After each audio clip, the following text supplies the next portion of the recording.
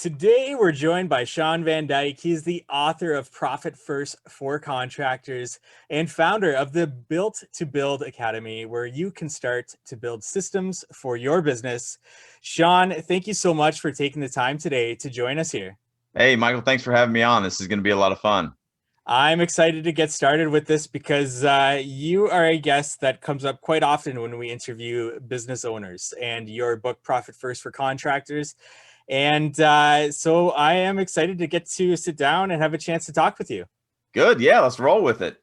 Let's get started, Shawn, to learn a little bit more about yourself. And for those who haven't read the book, just give us a little bit of context about yourself and what prompted you to get into Profit First for Contractors. Gosh, yeah, I mean, my career in and around the construction industry started, I guess, over 20 years ago. I got a couple of degrees in engineering and did that for a while and worked for engineering firms, architectural firms, and then found my way into real estate development. So I was running construction management for a real estate developer, which was a lot of fun. I was traveling all over the U.S. building commercial developments, but my wife I should say my wife at the time, still my same wife at the time, my wife was like, we were newly married. She was like, hey, I'm glad you're really enjoying your job, but you're on the road 3 or 4 days a week. And we were just starting a family. And she's like, you can't be on the road that much. And I was like, yeah, you're right. So I quit that job, started my own real estate development and construction management company. That was the first business that I started, and did that for a few years. And then, back in 2008, when the economy tanked, it really started with even before residential, it started in the commercial banking. So that kind of eliminated the ability to borrow money. So I made a pivot and I started a residential construction company, did that for several years. And actually one of my subcontractors, my trim contractor, his business was blowing up, and he brought me on to run his business. And so I did that for about 4 years. I was the COO of that trim and millwork business. And when I started, we had about 6 guys. We went to 22 guys in like 18 months. And typical, like what I write about in the book, wasn't making any money, wasn't charging enough, but growing like crazy.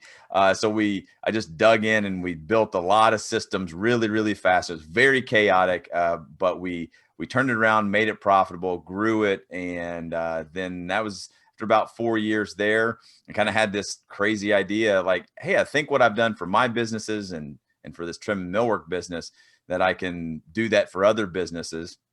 So by this time we had 5 kids, so I quit that job and started doing consulting and coaching, and kind of what I'm doing now. And then just working with contractors started with all over the United States, and then finally got international when I got my first Canadian clients. So yay to, my Canadian brothers and sisters that made me international. And now I work with people all over the world. But just, I'm a numbers guy. Back from my engineering days, I'm a systems guy. It's just how I approach everything. And so I was teaching a lot of construction business owners how to look at their numbers. And I'm not a financial guy. My wife describes it. If you ever seen that movie, A Beautiful Mind, John Nash, where, you go into his room and it's like, he's got everything all mapped out and he can see the pattern, but it looks like chaos to everybody else. Well, that's kind of what I was like. I'm like, I can always find the pattern in the chaos. And so I just, through my own businesses and other businesses, just figured out how the money worked, not from a financial standpoint, but from just a pure math standpoint. 2 + 2 has to equal 4 every time. And if it doesn't, we got to go fix a system to make it work. And so I kind of learned how to do the financial stuff of business without learning the financial part. So that's what I taught the contractors. Like, hey, here's how you need to look at your profit and loss statement. This is what this means, because that's what it worked for me. And then I came across Mike Michalitz's book, Profit First. And when I read that, I said, oh, this is exactly how I teach my contractors and my clients to look and manage their money. And so I went through Mike's certification process to become a certified Profit First professional. So I was just going through a coaching program, much similar to how I take my clients through my coaching program. I have many coaches myself. And anyway, during that process, I said, hey, Mike, you should write a book for contractors, and you can take the Profit First stuff and change it a little bit, because this is how contractors think and how they see their cash. And his book was written for general businesses. And I said, this is how the money works in a construction business. And basically I told him, I said, hey, I think you should do that. It would do really well in the construction industry. And he told me, he goes, I don't want to do that. Why don't you write that book? And I was like, can I do that? Is that legal? And he was like, yeah. And so we worked out an agreement for the book. And the next thing I know, I've got a book deal. And I remember walking out of the office here, and I told my wife, I said, babe, I'm going to write a book. And she's like, what book are you going to write? And I said, Profit First for Contractors. She's like, isn't that book already written? I was like, no, Mike's book is Profit First. And then she said the same thing. She was like, well, is that legal? And I was like, I don't know, but he said that I could. So then I just started putting, pen to paper and wrote the book from my experience and from my clients' experience. And for me, it was, when you write a book, no one's ever going to read it. People really don't read books. And for anybody that out there that may want to write a book, here's a little hack.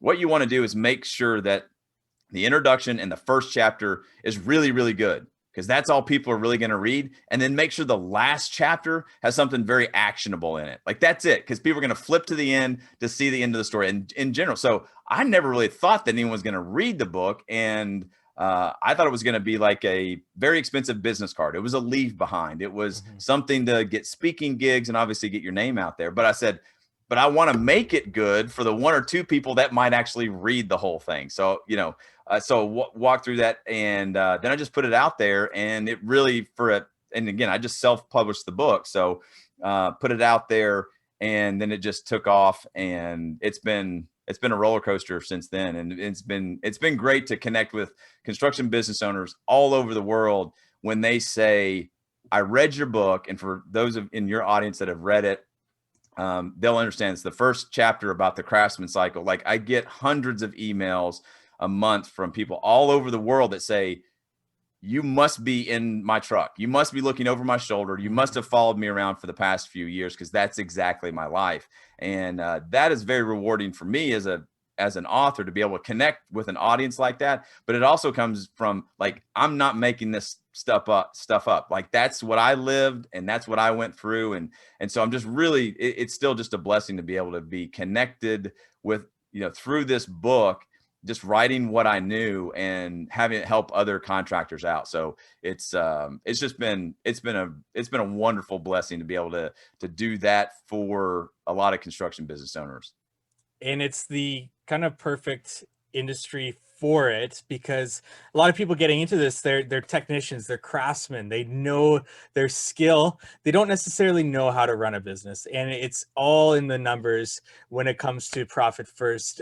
Very simply put, we're going to get into Profit First here for contractors a little bit, and I've got some audience questions that did come up that I want to get to as well. Oh, cool. Yeah. But if the audience listening doesn't have Profit First for Contractors, you need to go get it, regardless of what you take away from this interview, because there's so many nuggets that you can pull out of it, implement in your business. So I do strongly urge you to get the Profit First for Contractors. But basically, Profit First is a cash management system, and basically it allows you to allot certain percentages based on your overall revenue to these different bank accounts, or accounts in general.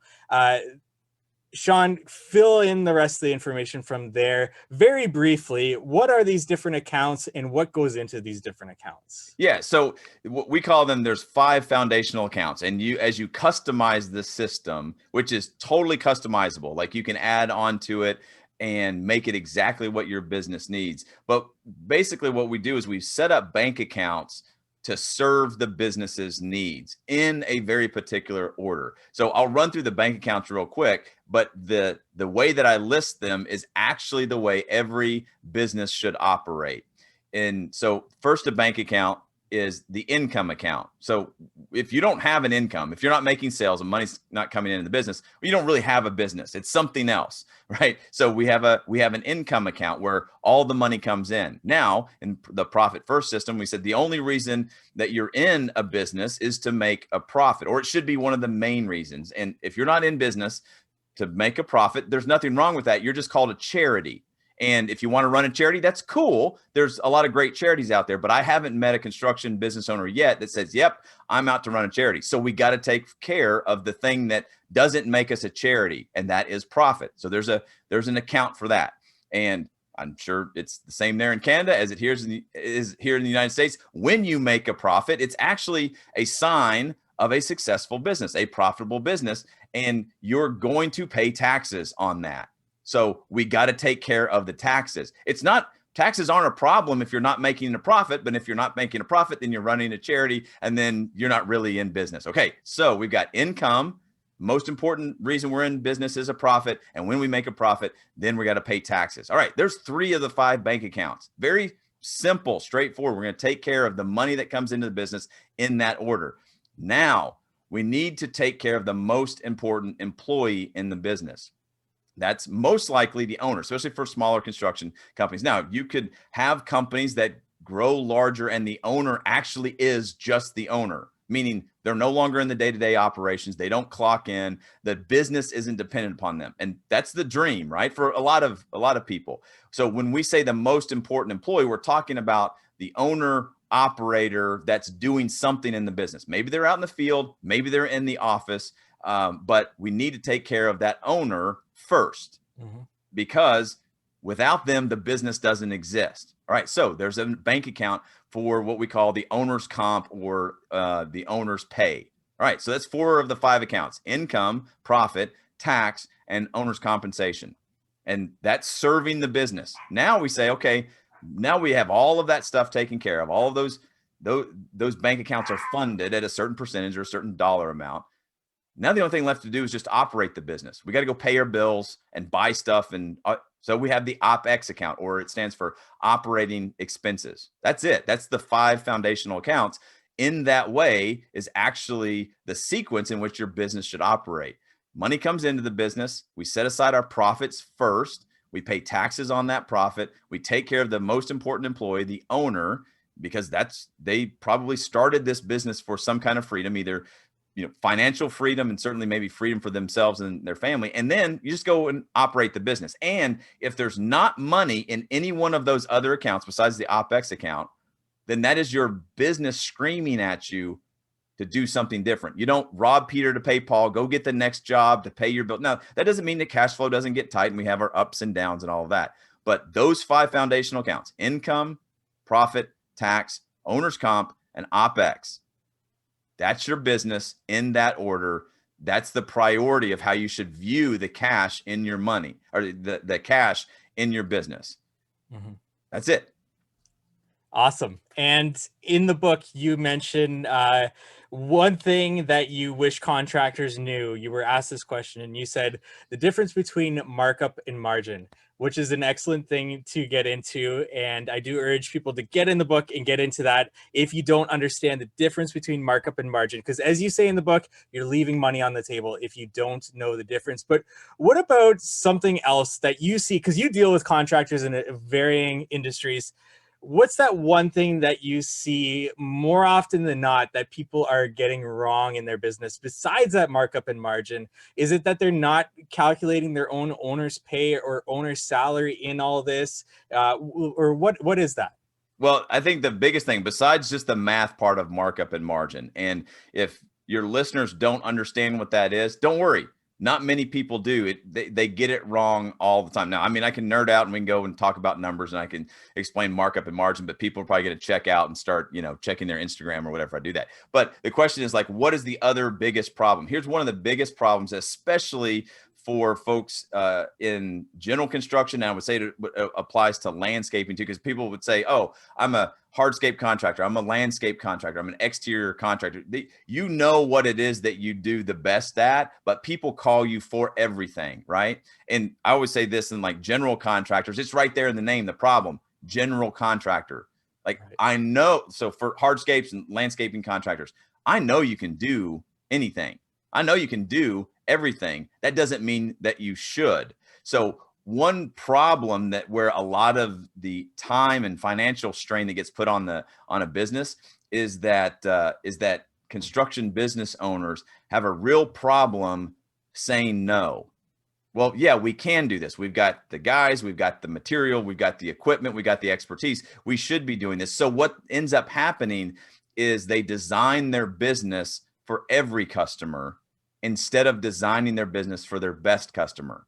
Right. Meaning, hey, we just do hardscaping, we don't do maintenance or whatever. So when people call you, when you're specialized, you have to understand when you say we're a hardscaping contractor, we only do projects of this size or in this neighborhood or whatever, you're going to stand out. And because you stand out, people are going to call you for maintenance stuff and lawn mowing and whatever else, right? And I know that you can do. You probably got to this point because you could do it, but at some point you got to say those aren't our best customers. We want customers that not only have, X amount of dollars to spend on a project in the right neighborhood and use these right materials or whatever, but they're also willing to walk through a design process, for example, and they're going to go through our process of, hey, we'll give you a number over the phone, but you're going to pay us to come out and walk you through to put the proposal together. And then our best customers sign a contract and pay a healthy deposit. And then our best customers get out of the way and let us do the thing that we're going to do. And our best customers understand when we say, by the way, what you're asking us to do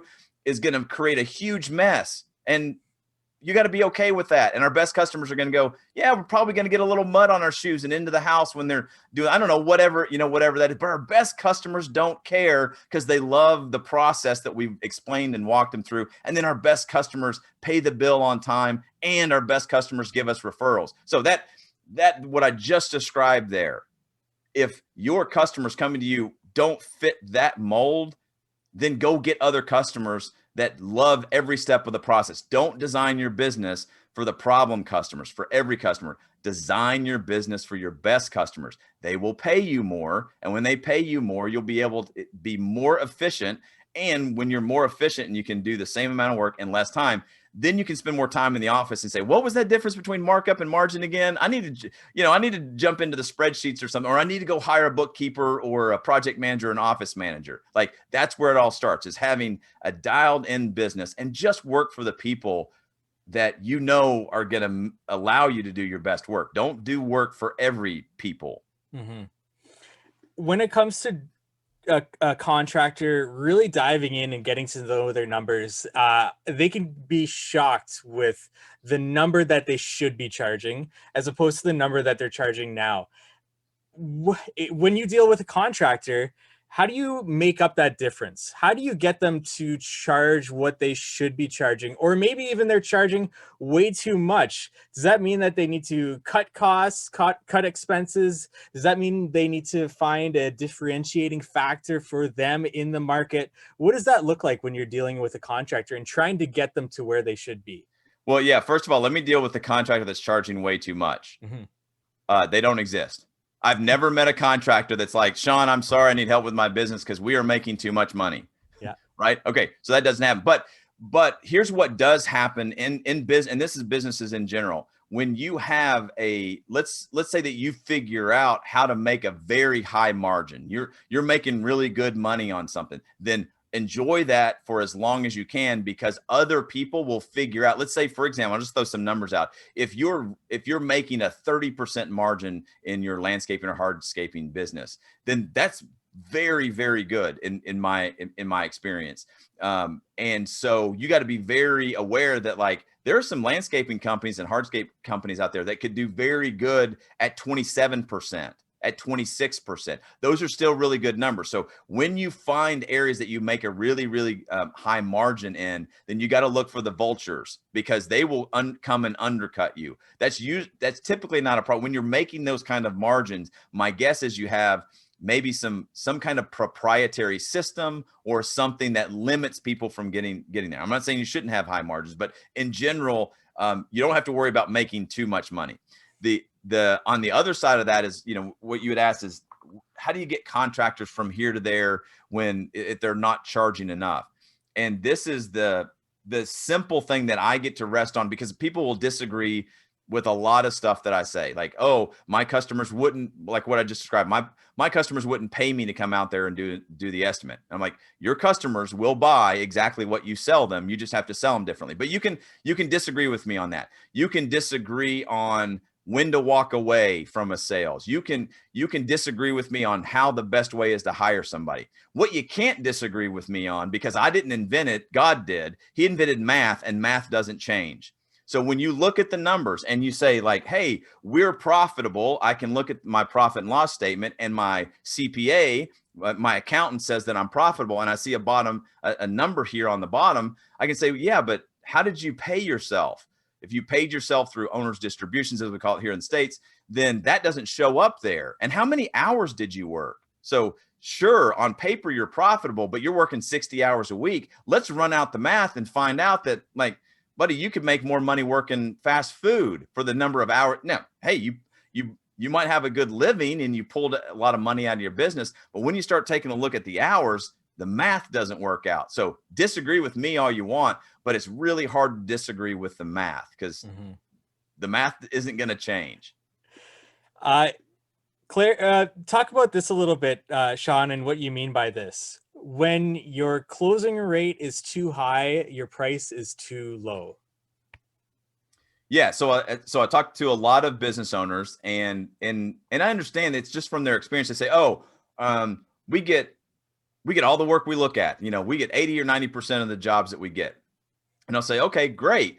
That means you're charging too low, because it varies by industry and location, all that kind of stuff. But if you're getting 80 to 90% of the work that's coming your way, then you can raise your prices, and you only need, you could get by on half of that." And people say, "Well, if I raise my prices, then I'll lose some customers." I'm like, okay, so let's run out the math here and say, this is just making up numbers here, but would you rather sell 10 $100,000 projects or one $1 million project?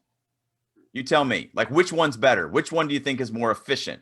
Do you think is going to take less of your time? And which one do you think is going to be a better customer in general? Right. Less customers, more money.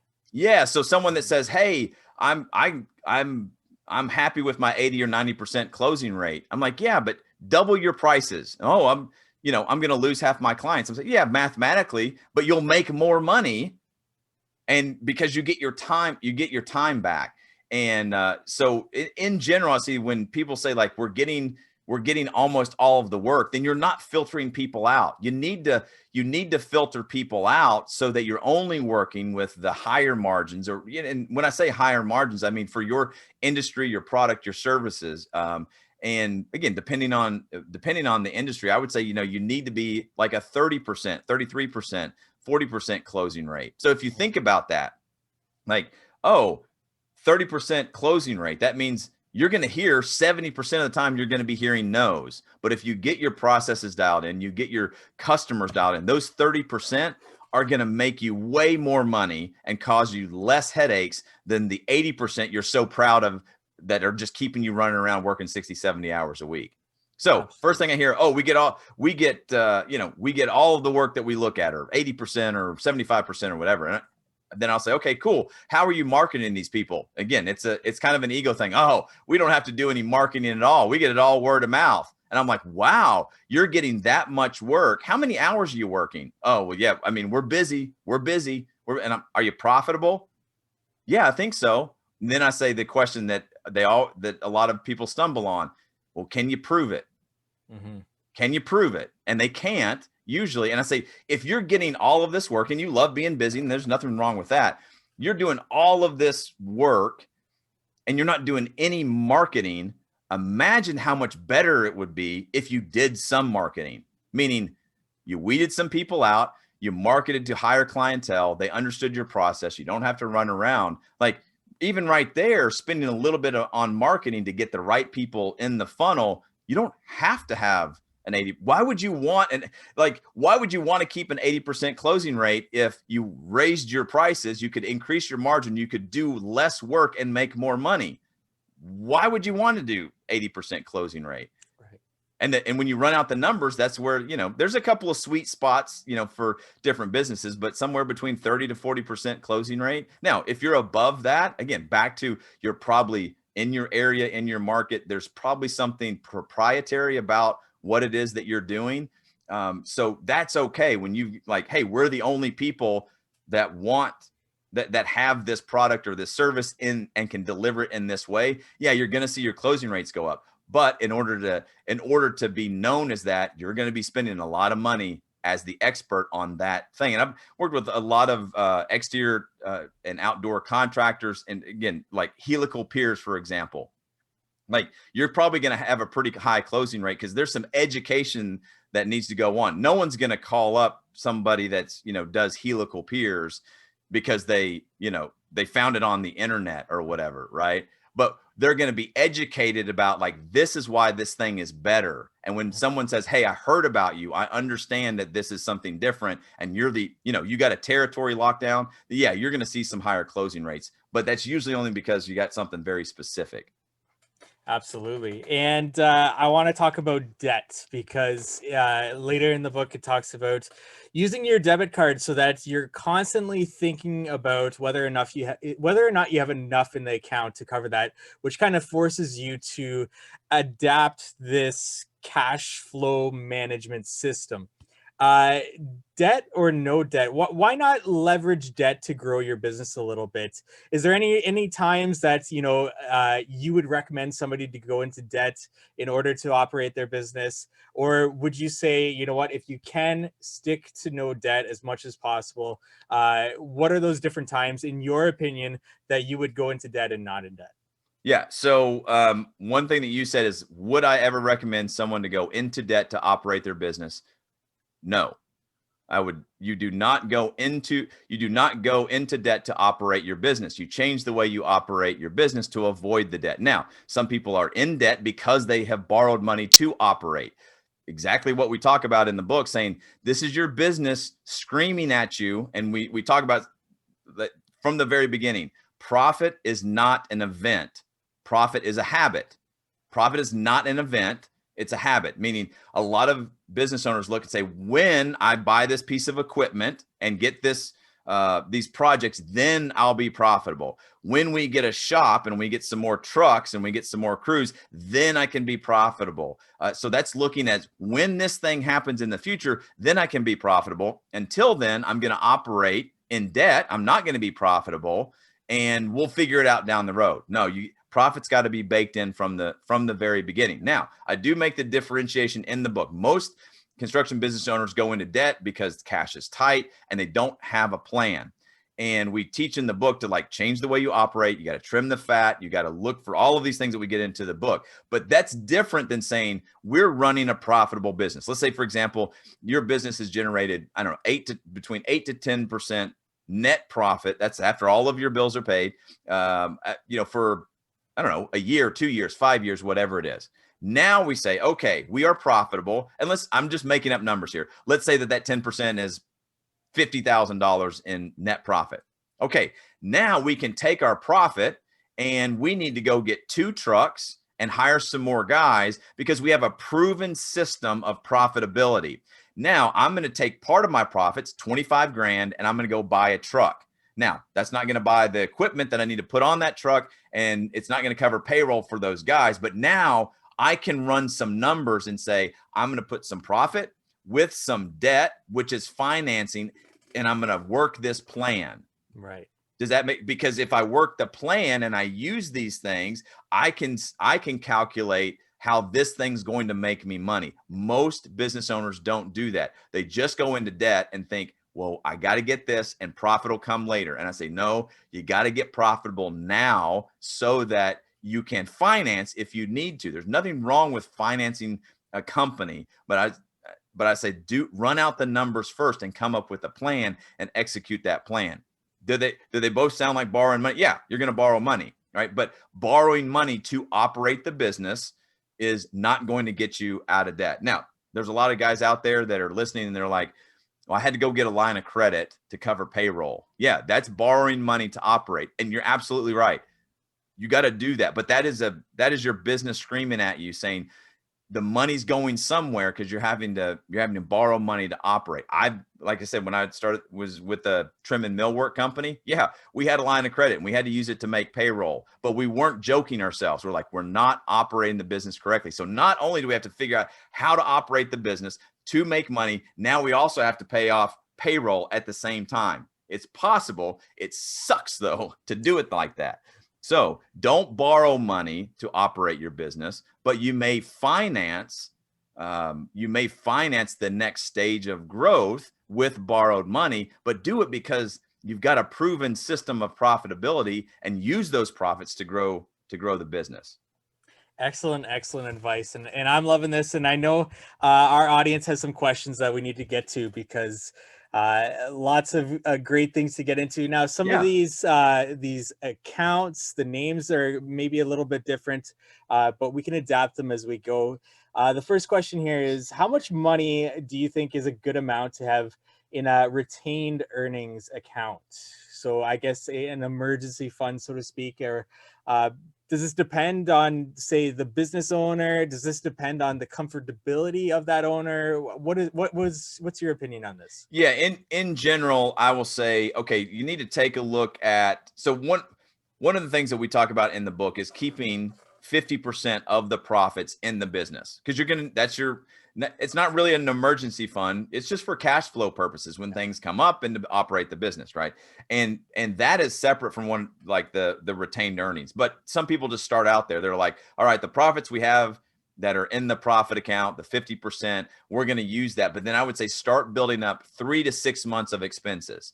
So that's just a general recommendation. And people start crunching the numbers. They're like, oh, if I didn't have any, like, the way to think about that, if you didn't have any revenue coming in the business, then what is it going to take to operate the business for 3 to 6 months? And automatically, and this is just the tough part about being an owner, you got to think like this. Like, imagine you don't have any work coming in for 3 to 6 months. There are some people there that if they're not doing work, there's nothing for them to do. That's not part of the 3 to 6 months that I generally would recommend, because that's going to really make that number big, right? I mean, if you got 2, 3, 4, 5 crews of guys, and again, this is an imaginary sense, but you have no work coming in, you have nowhere to send your crews, right? You're not going to be able to keep them on board, right? So we're talking about running the business, keeping the lights on, paying the owner, and some of the other salaries. Now, that doesn't mean some people from your crews, when work were to come in, that you got to keep them on board so that you can ramp back up. Right. Does that make sense? So we're looking at 3 to 6 months of expenses, and I'm talking bare minimum expenses. It's going to give you that runway. If things were to shut down right now, you'd also know, unfortunately, who you'd have to let go and who you could keep on for the next 3 to 6 months, and then you can build back up. And a lot of people saw this with COVID too. Last year, they were shut down, and profit. And I got these emails. Thank God we did profit first before we started putting this money away. When they were shut down, they didn't have to let everybody go. They could keep key personnel, or a lot of people, they just needed to make it, they needed to make it a month with all of their people. They had 3 months or 4 months of expenses saved up, and that was enough to cover expenses for 1 month to get them through something like that. So in general, I say 3 to 6 months of expenses, but don't just take don't take everything and divide it into 3 or 6 months. It's probably a little bit south of that number.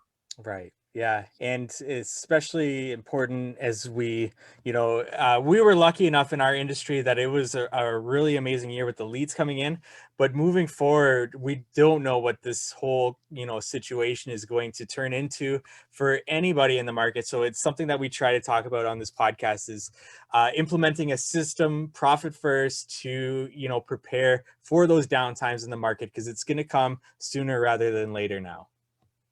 Oh yeah, it's always coming. Like there's something else coming around the corner. I mean, I don't like to be a Debbie Downer or whatever, but it's amazing what you can do and the stress that's relieved when you see physically in a bank account what I call that runway. Definitely. Now, don't get don't get excited about that. There's always something that, like, I know a lot of people are like breathing the sigh of relief we made through 2020, and it's actually a really good year for a lot of construction companies. Amazing that how bright of a spot that the construction industry was. But keep that money over there. Just Definitely. ignore. That's why we said ignore it, lock it away, because something else is coming. Definitely. Moving on here. What do you do with excess money in a OpEx account when project falls under budget and there's that excess money there? Do you try to move it around? Do you keep it in there and just wait for when maybe you go over budget on a project? How does that work?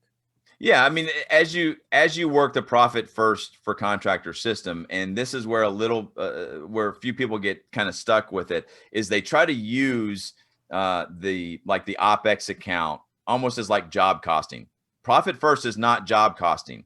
You're going to have one project that's going to do a little bit better and one that's going to tank, and that's not what you're looking at the bank account to do.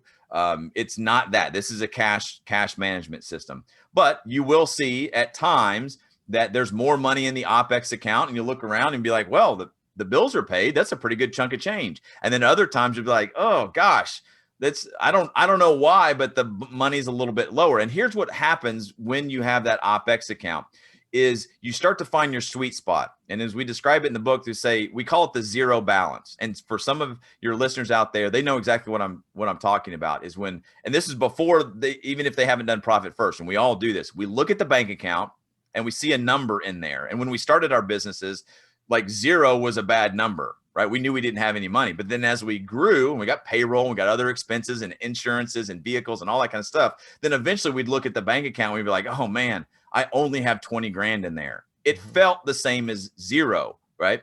So anything below 20 grand, it was like we didn't have any money because we knew we had payroll and all these other things. And some companies out there, I mean, they look at it and there's hundreds of thousands of dollars and they go, oh man, we're almost out of business, right? So it's what we call that zero balance. It's that number in the bank account that below that number you stress out, above that number you breathe a sigh of relief. You're going to see that same thing happen in the OpEx account, whatever that number is. And so what I say is just watch it for a while, let the money build up, and you'll see like, oh, if we have 20 grand in the OpEx account, it never really gets down to actual zero. And sometimes it gets up to 40, but I'm not really paying attention to it. So I know I'm kind of in my sweet spot, and it doesn't require a financial analysis. After a while, if $20,000, you don't really see that account, that number in the account again, it's 25 or 30. Then you can say, let's run some numbers again. Maybe our new zero balance could be 30. And so take some money out. And this is what I say in any account, technically, mathematically, after you've paid all of your bills, taxes, and owner's comp, all of the other kind of stuff, any money left in any account after your bills are paid is profit, baby. Move it to the profit account, and you as the owner get that money out of the business because you're going to go around and you're going to go buy another lawnmower. You're going to buy a dump truck or something. And you got to ask yourself like, do I need another dump truck? Or maybe my family deserves a vacation this year. So get that money out of the business. So that being said, where do the funds come to purchase equipment? Is that coming out of that profit account when you get to that, say, threshold where you feel comfortable in being able to cover expenses if something bad was going to happen? Is that excess money there then reinvested into the business, into equipment, so and so? Yeah. So when you pay all of your bills, whatever your bills are now, and there's money, again, this is kind of anti-profit first, the way say it like this, but when there's money left over, it's profit, right? Okay. So now let's just realize what that is. It is profit. All of the bills are paid. Now, when you say reinvest it back in the company, that's the shortcut that most people take when they aren't even realizing a profit. They're like, I'm not paying myself, I'm reinvesting it in the company. That's not reinvesting, that's stealing, right? I'm taking my profits and we don't even know if we're making it, but I'm going to tell myself I'm reinvesting it. No, that's just lying to yourself. So when we get profits, and it's a struggle, don't get me wrong, it's a struggle to get started and to change the way you look at this, but then you get that first $5,000 in pure profit. I mean, all of your bills are paid, your taxes are paid, and you got $5,000 sitting in a bank account. You would spend $5,000 before on a new piece of equipment and wouldn't think twice about it. You see that money sitting in the account, you're going to think twice about getting that skid steer or that front loader, that dump truck or whatever, because you know how hard it was to actually create money out of thin air and go do a bunch of work and have it land in a bank account at $5,000. You're going to, then when you see that money, I guarantee you're going to be like, okay, I'm going to take this $5,000 or this $10,000 and I'm going to go buy that piece of equipment and I'm going to get something used and I'm going to get my cousin's brother-in-law to fix this thing for me. And I only got to give him some beer and pizza and I'm going to save some money, but I'll get 2 years out of that. And then you start, if I can get two guys on my crew on this 3 to 5 days a week for 40 weeks, for 50 weeks out of the year, whatever it is, you start crunching those numbers. It becomes very, I won't say easy, but it becomes simple to grow your business because you are actually investing. What I mean by that is we take a look at a chunk of money and we say, if we go put that money to work for us in this way, it should give us a return on the investment. It's impossible to ignore the plan that you put in place. Does that make sense? Absolutely. And you're like, man, that mower, that guy, that truck, that whatever, we don't always get it right. But when we say it's not producing the investment that we need, we stop and we change and we go do something else with it. If you never see that money, they plow it back in and everybody calls it reinvesting, but it's either stealing from yourself or you're lying to yourself. Mm-hmm. We have a few more questions here to run through here, Shawn. So how do you explain to clients why you don't do line item pricing on your quotes? How would you tell that to a client who might want to see that? Yeah. So in general, I want to sell my services as a professional and the value of the entire project. So I'm just going to start there with that conversation and understand that people are calling you for a reason. Now, if you're specialized, and I would say this, like, for example, for exterior contractors, roofers, other specialized, like, you need to be able to spit out a price and it needs to be line item, but understand you're kind of a commodity. But even then I'm going to be able to explain to them why we're more expensive, why we're better, and sell the value. But when someone wants to hire a professional and they say, well, let me see I want to see your line item pricing. Or can you break that down for me? I just simply say this: no, we don't price it that way, but what questions do you have? Oh, well, I mean, how much are the materials for the driveway or whatever? Oh, you got about 50 grand in there. What else? Well, how much is it for the mulch and the whatever? Oh, you got about 12 grand in there and $6,000 for the equipment to move it around. What else? What other concerns do you have? I'll talk to them about individual pricing. I'm just not going to write it down so it looks like a shopping list. That's right. What happens when you give someone detailed line item pricing. You're telling them, ignore the professional that I am and just look at the numbers and go look for other people that are willing to give you line item pricing. And trust me, there's always going to be someone cheaper than you. And if you provide line item pricing, I posted this on my Instagram account the other day. A guy had commented on one of my posts on Instagram, and he said, I just tell people to go get 2 estimates and send them to me, and I'll beat the price by 10%. And I'm like, thank you. That's exactly why you don't need to do line item pricing. Do you talk about individual pricing? Sure. Educate the client. Show them why they don't say it like this, but show them why they don't know what they're talking about. And the biggest thing that I say when people ask for line item pricing is I say, okay, if I give you line item pricing, for example, let's say so give me something that's very typical in your industry where people want to see the number on. If you're doing like an outdoor living space that has a patio, kitchen island, gas fire pit, lighting, things like this. Yeah. So what would be one of those things that they always want to see?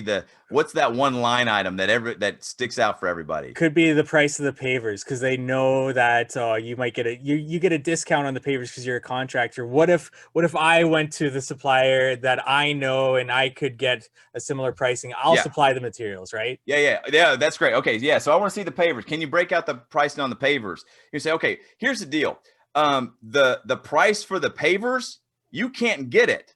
It comes with everything else on here because that's not how we price it, right? Mm-hmm. It's not just like, and this is what I say, it's not like going into the grocery store and I've just given you a basket full of stuff, a cart full of stuff, your pavers, your landscaping, the earth, plus all the management and materials and everything that goes into it, insurance and liability, plus our expertise, because we're freaking awesome. This is why we charge. But if I give you line item pricing, it's like going through the grocery store with the cart that I just gave you and said, you know what? I'm going to put the pavers back on the shelf and I'm going to go get these other pavers. Listen, you can't get the pavers at this price without all of the other stuff. Like it's a whole package. And I also tell customers, like, if I give you line item pricing, it's actually not going to serve you, because you'll be confused. You don't understand that, like, the cost of the pavers isn't, if you go to, I don't know, whatever would be the, big box store or whatever, you talk to your cousin's brother-in-law down the street that says he can get a deal, he's wrong. And I don't want to argue. I'm not going to argue with him. It just becomes very confusing. So when people say, hey, can you break out the pricing on this? And be like, no, that's not how we price it, but I'd be happy to ask any question. And there's, well, this is the other one you get a lot. Well, what's the square footage price on this project? Oh, well, we don't price it by the square foot, but tell you what we'll do. We will come up with a scope of work and give you a price for the entire project. And then you can divide it by whatever square footage you want. How about that? And then we can get that, because like your deck has a square footage, the stairs that have a landing, 2 landings have square footage. You want us to include that? The seed and straw and the driveway, that all has square footage. And then like, the porta-john, as we call them here, I don't know what you guys call them up there, right? Yeah. And the construction industry and the permitting, like, I mean, the porta-john takes up this much. I don't know how to calculate that in square footage, but it's all square footage. So let's just determine what the scope of work is and the price and your budget for that. And then you can divide it by whatever square footage you want. Great answer. Shawn, do you have like 5 more minutes for 2 quick questions? Yeah, man, here? Absolutely.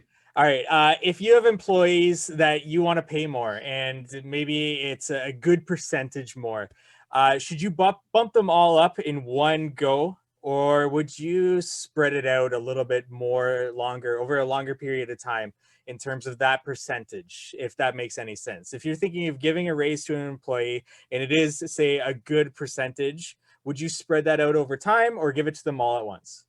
Yeah, I'm just going to break this down. This is where, people can disagree with me, and that's totally fine. Like, I'm not giving anybody any percentage for any other reason, for other than 2 reasons. They are making the company money or they're saving the company money. There is no reason. Now, I'm going to get in trouble for saying, in general, no reason just to give somebody. I'm assuming that someone's saying like, hey, they deserve a raise, right? Yes. And so instead of giving them raises over time, I attribute raises, or I really don't do raises. Say, here's positions within our company and they pay this certain amount. And depending on your ability to accomplish this position, you might be at the entry level of a certain position, which would pay at the lower range. And then as you complete this job, our company has determined that it pays this much. Now, if you don't want to work here and make that much or that little or be on that path to success, not a problem. We can find some other people, but I'm not going to like, hey, how do we dole out raises to people? Well, when they accomplish the job that you've hired them to do, right? That's when they get, a raise. Dave Ramsey's very famous for saying, hey, your raise is effective when you are. But I'm not making this stuff up. Hey, we have these 3 positions, and this is their duties, their responsibilities, and the technical requirements of them. Every 3 months or 6 months, we're going to sit down and see how you're doing at this job, because I think as a good employer, you want to stay ahead of your good employees to say, you know what, you're not here yet, but we see potential and you're progressing there. I'm going to give you a raise that's associated with this level of this position. Like, it's not emotional sort of thing. Now, when people take that and they take off and run with it, then I'm going to pull people aside and say, hey, by the way, I'm going to give you a bonus because you're making the company money and saving the company money outside of your job description. And I know you're technically a free agent on the open market, and I don't want you to go anywhere else. So in general, I only give raises as it applies to the job that's already been defined. Right. And another thing that business owners do in general, they have a tendency to give raises so their costs increase like this over time. I find it much better to give bonuses so you get spikes and you can plan for those. You may end up with the with the same cost in any given period of time, but your cost for all your labor doesn't have a tendency to go up, because if the cost is going up, then the revenue and the margins need to be going up as well. Gotcha. Yeah, that makes total sense. And the last thing I have to ask you here, if you are building up to a large purchase, say in this case, it's a piece of land, a building, a commercial building for your operation to run out of, how do you know when you are ready for that purchase? In this case, this person is going to pay cash for this. How do you know when your business is ready to make that purchase in land, in a commercial space, a large purchase than just a piece of equipment? Yeah, when you can show it on a piece of paper how you're going to turn that investment into profit. And again, it just depends on what it is. But I'm going to look at some historical data. How much, like, this is where it gets into, we talked about closing rates earlier. That's why it's really important to track this stuff, because that's, like we said at the beginning, that's where your business starts with sales. All right, we got X number of sales in. How many leads did it take to get those dollars of sales? And what are we doing to get those leads? And before those people are leads, where are they seeing us? I got to run all of that out, because I just bought a piece of land and some property. Now, we should be able to grow or scale up part of that business. So that means we need to go to the beginning of the funnel, and we should be able to flip a switch. Guys, before we couldn't handle any more stuff, but now we've got property, we got a building, we can expand. I want to make sure that at least I've run the numbers and say, where's the switch I need to flip, or where do I pour gasoline? Because now we've been saying no to stuff. And this is very important for a lot of your listeners to understand, is to track those things that that people are asking you for, and you have to say no to because you're not ready for it. You can't expand that quickly or whatever. But then after a while, that's where we're saying, hey, if we said yes to this and we've tracked it, we've got X amount of dollars immediately that we can start putting into this business, and then you run back the payback period. But most business owners find opportunities, but they don't run out the plan, and that gets them in trouble.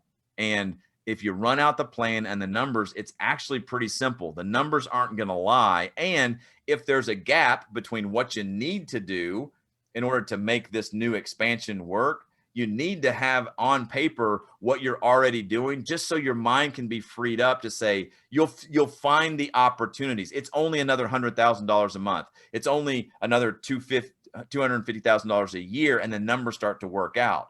But people don't go through that process of like calculating what the payback period and where we need to be. Like, and understand, when you're growing, so important to have that 3 to 6 months, because there's not going to be any profit. You're going to be using all of that profit for the growth. Nothing wrong with that, but that's why you got to make sure, do some fundamental things first, have that runway built out. And I think buying land and a shop and investing in equipment is a great thing if you ever wanted to sell the business, because if someone wants to come in and buy your business, the first thing they're going to look for is assets. Mm-hmm. Like, this company is valuable because they have assets.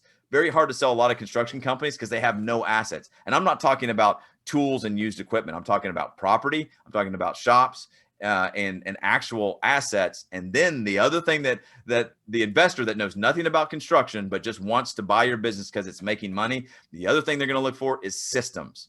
Right. You as the business owner, when you sell it, can they fire you and the business still operate? If not, that lowers the value, because they're going to have you as an employee and spend money to get you out of the business. So assets, when you're expanding, are a great way to increase the value of your business. And then systems have got to be next. Systems brings me right to closing out this interview and asking you, Shawn, how does the Built to Build Academy help contractors build these systems, and what can we look forward to if we take a look at Built to Build Academy? Yeah, so the Built to Build Academy, what we say is we create confident construction business owners through online business training and coaching programs, so you can make more money, streamline your business, and just get your life back. We got 3 programs in the Academy: Built to Start, Built to Grow, and Built to Lead. Our Built to Start program is, we call it the foundational systems. It is effective time management. It's our sales training program, which we spoke about before, about like how you get your customers to pay you upfront and you don't have to do free estimates. So it's time management, sales training, and then the Profit First for Contractors. We take a deep dive. There's over 40 video lessons alone in the Profit First for Contractors training program, walking you step by step. It's pretty, people get in there and they see it's pretty advanced. They think it's advanced stuff. And we say, no, this is the basics. A business owner, all you have is your time, like your most valuable asset. That's why we start there. People want to start with marketing and profit first. And we say, no. We're going to get squared away on time management first. Then sales. Your business starts with sales. Got to have that. And then the profit first. Now, when we get all of that, your time, your sales, and you understand what you need to be charging, then you're ready for Built to Grow. And then Built to Grow, you get everything in Built to Start. And then we have systems of training for hiring, estimating, scheduling, and what we call our customer service or customer experience module. And then Built to Lead is our one-on-one program where you spend time with me one-on-one, and we work for like 9 months. And there's more budgeting, forecasting, marketing, and all of that kind of stuff. But the Built to Grow program also includes group coaching and access to our live online community where if you're looking for a group of other construction business owners that are where you're at now or have been where you're at, and you always want to be like, hey, what do you do in this situation? That's the Built to Grow program in our live group coaching. So anyway, that's what the Academy is. And it's not, as we say it all the time, it's not sexy. We are nerds for systems. It is not, people will say, hey, I've got this 72-step process or this 5-step process to increase your sales and marketing. That's fine. There's coaches out there that do that. We're nerds for systems. We are system by system growth. Most people concentrate, a lot of these business coaches, I think they get it wrong. They concentrate on the top line. Now we concentrate on the bottom line. The bottom line is the only thing that matters. And the only way to get from the top line to the bottom line is through systems. And that's what we teach contractors and construction business owners in the Academy to do. Like I said, it comes from my engineering background. I'm a nerd for systems. We string them all together and we support you every step of the way. And it's really refreshing in a world where everybody's talking about revenue and talking about, oh, I made this much revenue, to talk about profit and profit first, and that being the most important thing to the success of your business. And as you said, the value in your business is the assets and the systems that you put in place, and what you're trying to do for contractors in this industry is excellent, and it's exciting. And I've read Profit First for Contractors. I haven't read it. I listened to it through Audible many times, and it's such valuable information that you're putting out there, Shawn. I appreciate it so much for taking the time to talk to our audience today as well. Tell us where we can go to learn more about anything that you got going on. Profit First, Built to Build, whatever you want to say. Yeah. So first thing is go check out builttobuildacademy.com. And depending on when you're hearing this, you can join our wait list, or we have our open enrollment period that happens about every 3 months. So just go to builttobuildacademy.com and then sign up for the wait list. As soon as you do that, we will send you some free training resources on time management. We actually pulled a little piece out of the Academy to show people like what it's like there. So you can do that. Join the wait list at builttobuildacademy.com. Obviously, you can go to profitfirstcontractor.com and you can get all the free resources from the book that are in the book. Obviously, you can get the book on Amazon, and then I'm all over Instagram at Shawn Van Dyke. And then you can go to ShawnVanDyke.com is my website. So just search Shawn Van Dyke on Google and you should find most of my stuff. I think that there might be a school teacher in like Missouri or something like that. But that person's like on the 3rd page or whatever. But just and it's Shawn Van Dyke, SHAWN. Like I said, you can get the book on Amazon. And then if you want to keep going with us, go to 4coreprinciples.com. I got free video training series on how to set up the bank accounts. And then is that for the number 4 or for FOUR? Yeah, both. It doesn't matter. Either one. Awesome. Yeah. Smart. Either one. You should end up at the same place. Awesome, Shawn. Thank you so much.